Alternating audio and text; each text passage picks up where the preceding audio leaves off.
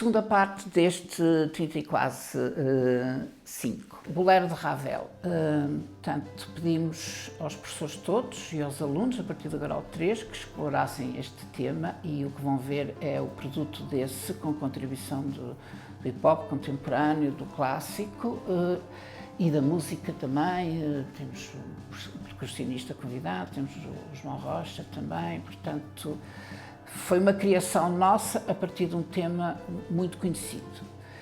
O tema escolhido, o bolero é um ritmo cubano, de forte influência espanhola. Já de si o bolero significa música e dança, quando se fala em Cuba é isso que me atrai, que me vem logo à memória. O Ravel é um dos expoentes máximos do impressionismo, uma corrente artística de finais do século, o último quartel do século XIX e princípios do século XX, ao lado de nomes como o Debussy, o Monet, Manet, Matisse, Degas, enfim. Falei em pintura e falei em música, que são, enfim, os expoentes máximos desta corrente. Como não pudemos ir para palco, estamos a trazê-los vocês aqui, estamos a fazer esta obra para vocês, com a vossa colaboração também e com um espírito de partilha e de transmitir conhecimento e de falar em compositores, coreógrafos e bailarinos também simultaneamente e alargar os horizontes dos nossos alunos. Esta obra estreou em 1928 com um convite feito pela Ida Rubinstein, que era uma aristocrata russa, que anteriormente, depois da formação que a família lhe deu, que incluía dança, música, línguas, teatro, quando começou a criar e a expor-se em público, a família prendeu-a, porque achava que ela não estava boa de juízo, e então a forma dela se libertar foi voltar para a família, aceitar os cânones tradicionais da época, e casou com um conde, teve acesso à sua fortuna. O conde apoiou-a na sua criação e foi viver para Paris, onde criou a sua companhia e começou a convidar os artistas famosos da época. O Ravel foi um deles e criou para ela, que também era bailarina, esta obra, o Bolero. O Bolero estreou, como já disse, em 28, depois com êxito retumbante, que até o próprio Ravel ficou admirado. Ele na altura já era um consagrado pianista e compositor. Depois, mais tarde, em 61, o Maurice Béjart fez a coreografia mais conhecida das várias que foram feitas à volta desta obra. E em 1980, o Georges Dan, no filme Les Uns et les Autres, do Claude Lelouch, fez a interpretação que será a mais famosa de todas. E a nossa intenção foi que os nossos alunos fossem ver estas obras, ouvissem estes compositores e conhecessem um bocado deste espírito que havia também no início do século XX, porque achamos que estas informações todas completam a formação deles. Pronto, espero que gostem do resultado e obrigado por estarem do nosso lado.